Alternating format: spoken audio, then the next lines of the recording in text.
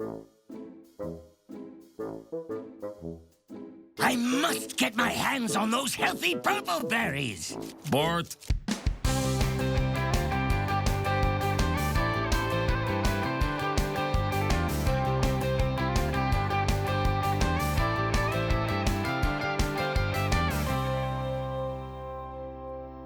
Hi everyone, I'm Luke Hector and this is The Broken Meeple, a show where I rave and rant about board games, but there's usually more ranting if we're truly honest. This is a game from Good Games Publishing, thanks for the review copy, and it is 12 Rivers. This one is apparently a second edition of the original 12 Rivers that came out a few years ago.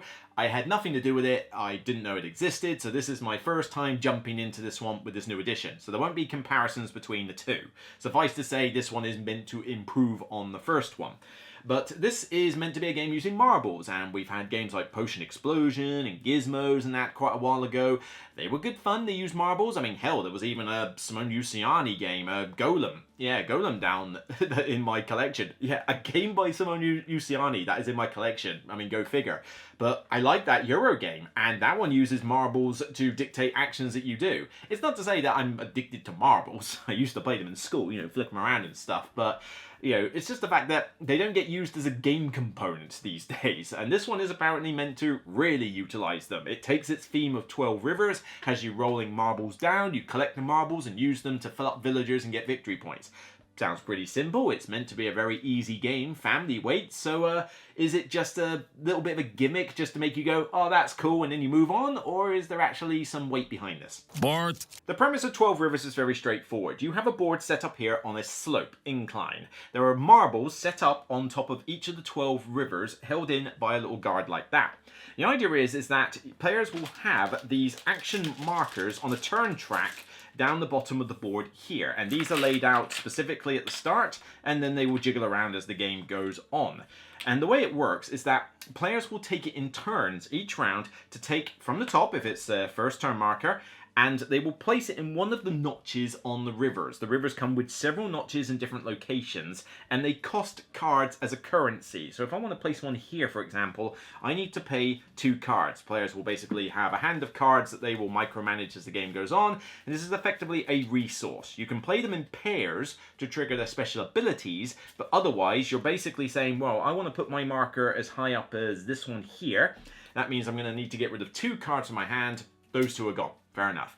If you go lower down the rivers, you get less choice of the marbles, but you get to draw cards potentially rather than pay them. But also you need to think about the villagers. We'll get onto that a little bit later. As you place your markers on here, and you'll take it in turns to do so, you know, spending cards as necessary. But if you go to certain locations like this one here, you can pick up fairy tokens. These are basically little special abilities that you can trigger during the game. But the idea is that over the course of a round, these markers are going to populate the board. So some of them will be used to collect marbles, and others will be used to take villagers at the end of the round. The villagers are essentially point scoring opportunities where when you put certain color marbles on based on their criteria, you'll score victory points at the end of the game. Marbles that you collect during a round will store on your alpaca, which is kind of a temporary storage facility until at the end of the round you can transfer them to your villagers. But these cards, they let you do things like take additional marbles or muck around with the markers and that, you know, standard Euro game fair abilities. But once everybody has placed all their markers out, and this isn't every single marker, I'm just showcasing a few, you will do what everybody looks forward to and release the marbles out. So out they come. And they basically roll down the rivers as such, catching on the markers that players have put out, eventually dropping into a lake in the middle of the village down here, which is kind of, if you go down there, you can take any or all that's left. You have no idea what will turn up down there, at least not fully, but you're kind of thinking, well, I just need a bunch of marbles rather than specific colors, I'll go down there. But the idea is now they have caught on these markers. So now, starting from the top left and going across in this fashion, you players will take it in turns to take a marble from the collection that has been there. So red can now take this blue marble, stick it on an alpaca, and take the marker off. This goes to the bottom of the turn track. So the earlier you go in the round, the later you're going to go in the next round. And then so green here could take a blue or a green. Well, the marbles are different victory points, so certain marbles are worth more than others, but then the villagers you have might be crying out for specific colors. So I need pink and green on this one specifically. So even though blue is worth an extra point, I need green, so green's going to take this one. There you go. And then you take the marker off, and the marble continues on its way down to another marker, which coincidentally happens to be also green. Yellow decides they want to take a blue marker, so blue, they take that one off, that goes down, green's now got 2 to pick from. And this carries on with players taking the markers off until eventually a bunch of them are going to collect down in the middle. And if they get stuck, you can just basically release them. There's no rule for leaving them stuck there. And, you know, the person going last can take a bunch of marbles here. The ones who go in the villager spaces can take villagers from a display of these, which are refreshed every round. And that's kind of the premise of the whole game, really. Not much else to say. You play through 5 rounds in that fashion. The turn order will keep jumping. New marbles will refresh. You use your cards as a currency to get the marbles you need. Populate your villagers. And at the end of the game, the one with the most points. Bart. Yeah, pretty simplistic. And this game is definitely on that simpler weight level. I mean, I would say it is kind of family weight. Yeah, there's not a lot of rules to learn in this game. The concept of putting your markers out and collecting marbles is pretty simple to anybody. Really, the most complicated aspect of this game is probably the cards themselves in terms of their abilities. And even then, the abilities are not that crazy hard. I mean, when collecting a pearl, get an additional pearl. Okay, straightforward. After placing a tribe token, one of these things basically, you get to move one of your other tribe tokens to the top of the turn track. Again, not rocket science. After placing a tribe token, move one of your other tribe tokens from one place to another without paying any extra cost. Easy, you know, these are not complicated abilities and there's only 5 of them in the deck, but, you know, you get a lot of them because you are playing them in pairs. The villagers get loads, you know, blue marbles are worth more points. Get this particular color combination. Fill up this tile to get 6 more points. Again, not, you know, not difficult. I suppose maybe the slightly more fiddly thing is the fairy tokens, because there's 5 of them and they got different abilities, but they do give you a reference aid. Thank God somebody understands about reference aids, which tell you very easily what they all do, so there's no difficulty there. Although, why did they only print 2? Don't be tight. You're already printing out all this. Print 1 per player. Don't give me none of this share between 2 players nonsense. But the only thing I do have a problem with the fairy tokens is that the iconography for the breeze and cloud fairies is too similar. It shows the exact same mountaintop, and the only real difference is the direction of the arrow and a couple of little dots. We've had times where we've got those mixed up, and so I would have liked it if the iconography was just a bit more different with those two, just to make them stand out more. You get used to it after a couple of games, but new players do trip over that quite often, I'm just saying.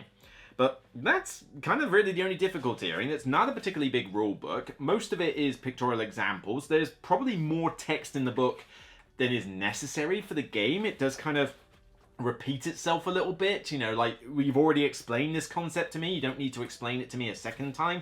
So I reckon you could have probably trimmed this rulebook a bit size-wise, but the rules are not complicated, and if you've played games before, a lot of this is going to be familiar ground to you. And if you want to teach the game, it's all on the back of the book, and normally I do like to have reference aids for everybody in terms of rules, but this is a simple enough game that the back of the rulebook is fine. It will suffice for, you know, a rules explanation, because each round will play the same. You set up the marbles, you place the tribe tokens, you release them, and then you take your marker off and take the marble, and then you get a villager at the end of the turn, and then you transfer all these marbles from your alpaca to your villagers. The only bit on the side is that you've got a gold card if you can get lots of the same color of marble on your alpaca. That's it. It's a tiny little side thing, which, you know, is an interesting way to get some more points. But yeah, everybody can understand the concept of get color marbles, put them on the right colors on your villagers. So it's a nice, simple game. Is it fun to play? Yeah, it's generally quite a nice, fun, cozy game. This is not one that's going to burn your brain out in terms of weight and depth. You know, it's meant to be quite a simple affair. And it does look the part. I mean, you got this on the table at a slope, and it certainly does draw the eye. The artwork's fairly sort of standard and basic, although the purple and pink does create a nice, again, cozy atmosphere with everything, and the marbles are cool, and people look at this and watch them go down, and it draws their head. I mean, you know, I've been talking about, you know, certain games like IR and stuff lately where it's like people just wander on past. People don't wander on past with this. They stop and take a look at it. It may be a little bit of a gimmick, but it's a gimmick that works. People are sometimes worried about the foam core thing. It is basically made out of foam core, like folded space inserts and that. Trust me, it's not an issue. I mean, I've been playing this game a bunch of times for a review, and most of these nodules feel still pretty tight. You know, sometimes you actually have to work to get the thing in. Not crazy amount, but you know it's snug. There's a couple that came a little bit loose, and obviously as you play more games, they may get a tiny bit more loose, because obviously you'll scuff like a little bit of the corners and that, but it's not like the marker falls out or anything like that. You know, there's a couple down here where if I put the marker in, yes, I could move it back and forth a little bit easier than it being snug, but it's not like it would fall out. You don't tip this upside down or anything. Earthquake test! He's good. I think people may be overplaying the fact that it's foam core a little bit too much. Trust me, it's fine, and it does enable this game to be a little bit more cost effective. Still not the cheapest game around by any means, but can you imagine if they tried to do this with a wood insert or a big like lump of plastic or something like that? You'd probably think it would cost even more. And I feel like this just works nice. You know, it feels good, the artwork can be seen nicely on it, probably better than if it was plastic. Because, let's face it, if they did use a plastic tray, it would just be a plastic tray with nothing else on it. At least here you can have nice artwork, you know, pretty artwork over it. So it does the job fine. Bart. The marbles feel like distinct colours to me, however, I'm not colourblind. We did have one player struggle a little bit with the pinks. They thought the pinks and another one were a little bit too similar. And there's no way to differentiate the different marbles, unfortunately. You know, I mean, it would have cost too much to put little designs on them and that. It's just the nature of the beast of this type of game. If you are colorblind, you might want to take a look at these colors and see if you're comfortable. You've got effectively white / beige, effectively, purple, pink, light blue, and green. If those colors cause you concern, this game might not be for you, but by all means, take a look and see how easily you can distinguish the colors, because you're gonna kind of need to with this game. It's somewhat important. Otherwise, the game is just nice and smooth and free-flowing. It doesn't jerk at any point. It doesn't grind to a halt or, you know, grind its gears or anything. It's just smooth every round. You just put the stuff on, release it. Everybody loves it when the marbles release and they go down. It's a gimmick, yes, but it looks cool and it takes the theme of the 12 rivers, you know, seriously with it. And then you just take your marbles, put them on your board, take some villagers, and then pop them on, and then rinse and repeat from the other round with some funky little abilities while you're at it. That's really all there is. You know, it's a very simplistic game, but it's cozy, it's family weight. I would dare say I would even call this close to gateway level, actually. I don't think there's a lot of rules in this game that take it out of gateway level, except maybe when you combine these tokens with these cards. Maybe you might be jumping out of gateway level, because as soon as you start putting cards with abilities and tokens with abilities, you start taking it out of that scene. But, you know, some people will get it, and even if it's not gateway, it's definitely light. Like, this will be your next step game after you've played a gateway game or two. So it's definitely a family weight affair. A lot of people will be able to jump into this nice and easily. The player scaling is one of its problems. It can be played 2, 3, or 4 players. There's no solo mode. I don't know why you would want this as a solo mode anyway. But I feel like this game is really one that you're going to want to play with 4 only. I don't think it works as well at 2 and 3. And the reason is because you cut out some of the rivers with less players. So it's called 12 rivers. You only use 12 rivers if there's 4 of you. If you use 3 players, there's only 9. If you use 2 of you, there's only 6. You only use 6 rivers with 2 players. That just doesn't feel that cool when you're rolling marbles down this little tiny segment and that entire bit is ignored.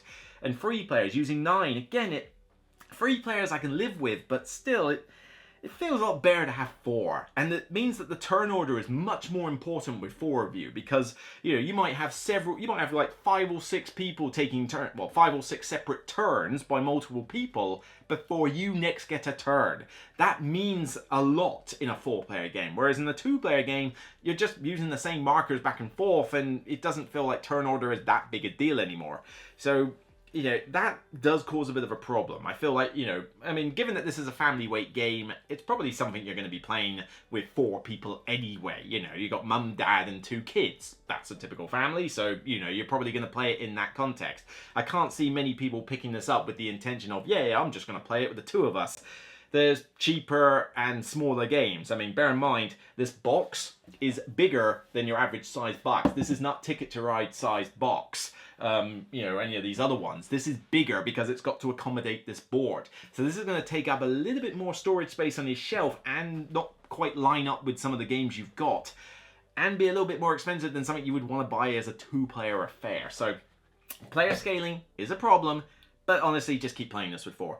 It's a fine little game. It's cozy, it's charming, it does what it sets out to do. It's not trying to be super serious, it's not trying to be a big, massive Euro with a ton of rules. It's just trying to keep things simple could have maybe trimmed a little bit of the rulebook, but it's not like the rulebook's hard to understand. It's just they rinse, repeat themselves a little bit. Maybe they could have had a little bit less text, but it's nice. It does the job. It's cozy. It's charming. People smile when they play it. It's good for family weight. Good for a game cafe. I think game cafes could use this. You know, it's not too difficult to learn out of the box. Somebody working at the cafe could easily teach this in about 10 minutes flat, you know, if that.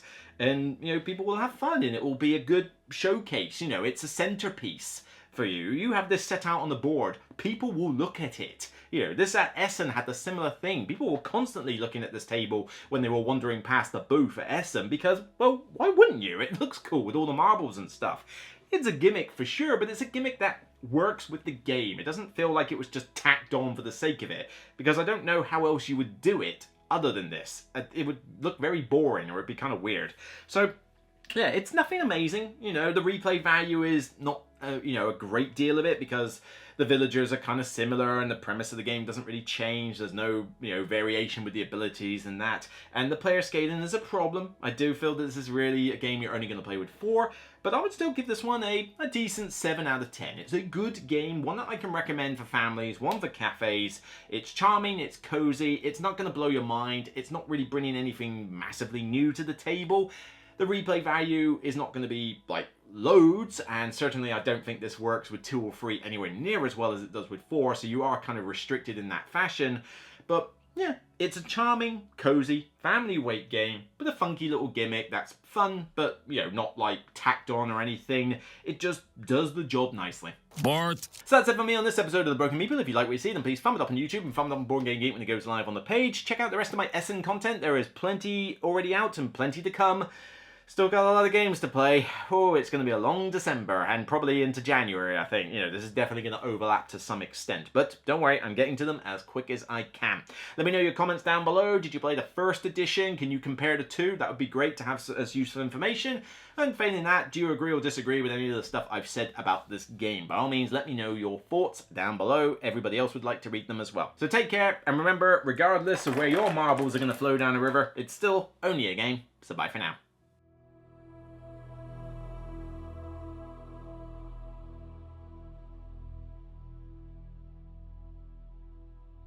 Bart.